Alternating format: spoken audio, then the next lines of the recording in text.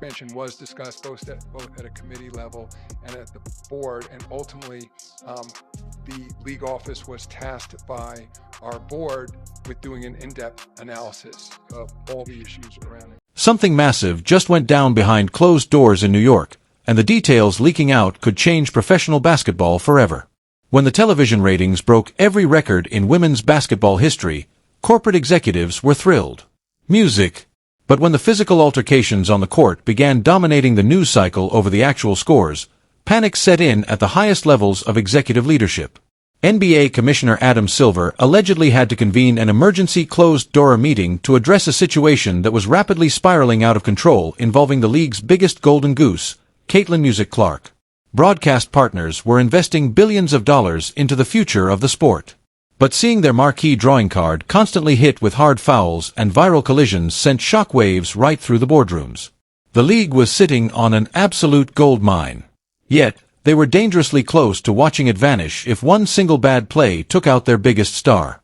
The Caitlin Clark effect took the sports world by storm in a way nobody had truly anticipated, transforming arena crowds and driving broadcast numbers into uncharted territory almost overnight. Arenas that used to struggle to fill lower bowls were suddenly selling out within minutes, with secondary market ticket prices rivaling the biggest NBA playoff games. Broadcasters saw game viewership jumped by hundreds of % whenever she stepped onto the floor, making her an irreplaceable asset in the middle of massive media rights negotiations. But as her popularity exploded, so did the intensity of the physical play directed toward her on the court every single night. Hard screens, aggressive full court presses, and viral floor collisions quickly became the primary talking point on every major sports debate show in the country. The narrative shifted from her incredible court vision and historic shooting range to whether or not she was being deliberately targeted by opposition teams trying to send a message. That was when rumors started circulating about top-level intervention originating straight from the NBA's primary headquarters. If you appreciate this content, consider giving this video a like and subscribing to the channel. Believe it or not, more than 83% of viewers haven't subscribed yet. It's free and only takes a second, but it means the world to us.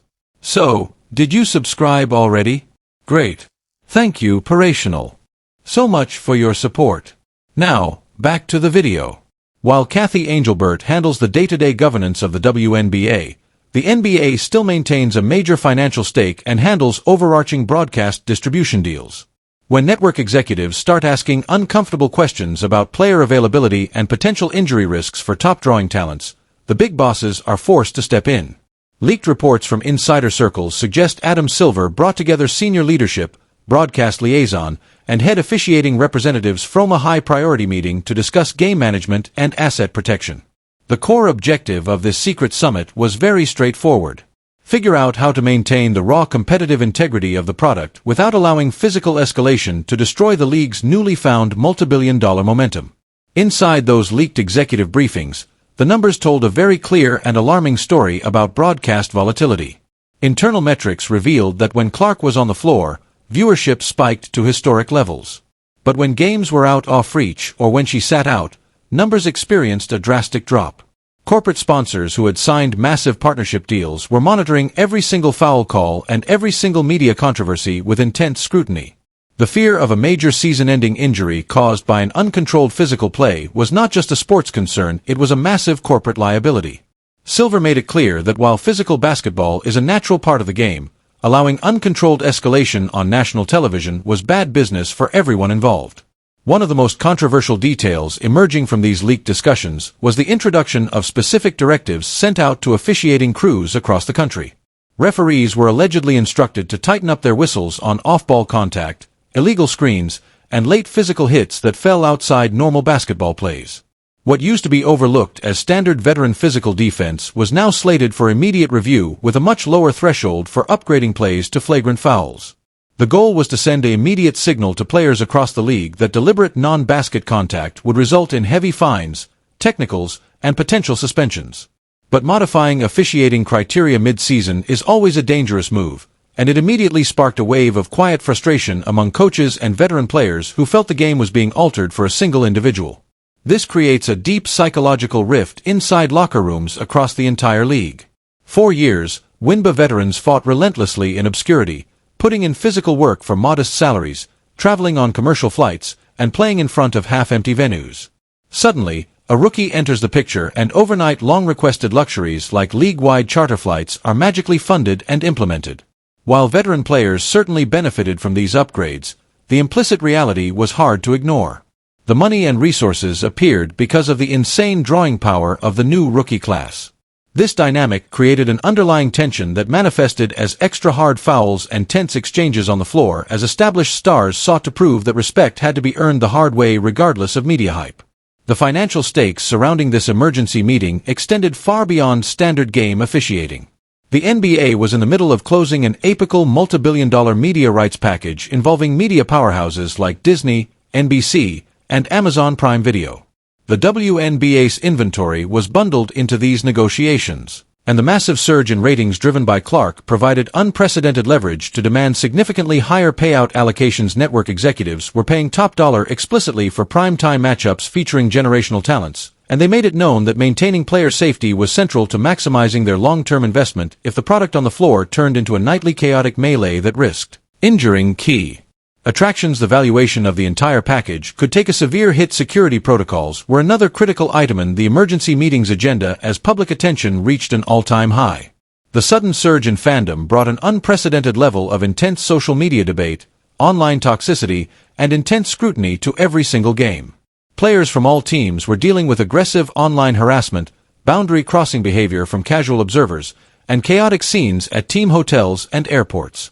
The executive leadership had to quietly coordinate with venue security teams to double down on transit safety, locker room access control, and court security details to ensure that fan passion didn't boil over into real-world altercations. The league was entering a brand new arena of hypervisibility, and their existing framework was simply not built to handle that level of national attention. The media narrative surrounding the league had become a double-edged sword that required delicate handling from public relations executives. On one hand, daily arguments on national debate shows kept the WNBA in the headlines constantly, generating unprecedented media impressions and continuous engagement. On the other hand, much of the discourse degenerated into bad faith cultural battles, personal attacks, and accusations of internal jealousy that threatened to tarnish the league's brand image. Leaked details suggest that PR directors were given explicit instructions to craft narratives focusing on high-level competition, incredible skill sets, and long-term rivalries rather than leaning into personal drama and hostile court incidents. Further details from the leaked summit revealed subtle plans for restructuring how player marketing and brand distributions are managed moving forward. Individual shoe deals, massive national commercial campaigns, and personal endorsements were flowing almost exclusively to a small group of high-profile rookies, creating a massive income gap within teams. To balance this dynamic, silver and marketing executives discussed strategies to leverage major superstar appearances into broader team-wide sponsorship opportunities by encouraging corporate sponsors to invest in surrounding roster players alongside marquee stars. The league hoped to ease internal friction and build a more sustainable economic structure where every player felt the financial benefits of the rising tide.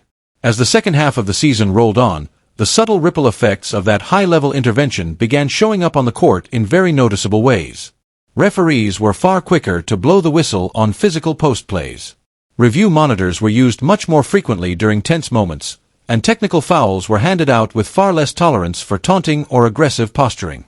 Officiating crews were clearly operating under new mandates designed to keep games under absolute control and keep the narrative centered on basketball skills rather than viral bench-clearing moments. Broadcasters subtly shifted their commentary style as well, backing away from drama-baiting questions during post-game interviews and focusing heavily on performance stats and playoff positioning. However, trying to control the fierce competitive instincts of elite professional athletes through corporate mandates is an almost impossible challenge. Athletes who spent their entire lives grinding to reach the absolute pinnacle of their sport do not back down simply because an executive memo was issued from a New York office. When the lights go up and the game is on the line, pride, competitive drive, and instincts take over, and physical basketball remains the ultimate standard of championship play. Veteran defenders continue to test the limits of what referees would allow, pushing the boundaries of legal defense while navigating the newly enforced whistle guidelines. The dramatic shift in how the league was managed marked a historic turning point in the business model of women's professional sports. For decades, sports leagues grew at a gradual, steady pace, slowly building audience loyalty over multiple generations. But the explosive rise of Caitlin Clark created a unique phenomenon where a sport was forced to scale its operations, safety, officiating, and broadcast standards almost overnight to accommodate millions of new eyes. The emergency meeting called by Silver was a direct recognition that traditional small-market administrative strategies were no longer sufficient for a product that was competing for prime-time ratings against the biggest sports properties in North America. Leaked discussions also hinted at upcoming structural changes to game scheduling and international competition setups to avoid player burnout. The modern sports ecosystem demands continuous content, but putting excessive physical stress on star players who draw the crowd creates immense operational risks. Executives discussed potential adjustments to season length, rest schedules, and travel arrangements to preserve the long-term health and durability of elite athletes. Keeping generational talent healthy and active on the court for the next decade is the single most important factor in sustaining the sports league's current economic trajectory. As details continued to trickle out from behind those boardroom doors, one reality became undeniably clear to everyone involved in professional basketball. The era of low-stakes competition and quiet growth for women's is officially over, replaced by high-stakes corporate management, intense broadcast scrutiny, and multi-billion-dollar expectations. Adam Silver's direct involvement underlined the fact that when hundreds of millions of dollars are on the line, nothing is left to chance, and every single play on the court is subject to executive review.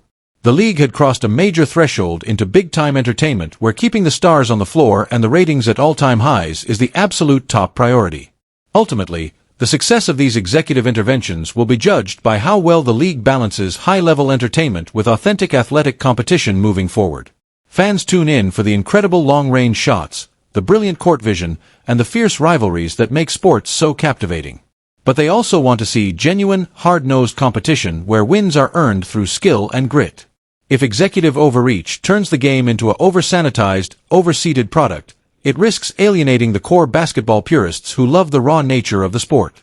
The league finds itself balancing on a knife edge, trying to protect its massive financial investments while keeping the soul of the game completely intact. The story of this leaked emergency meeting serves as a powerful testament to how rapidly the sports landscape can evolve when a single generational changes the game forever.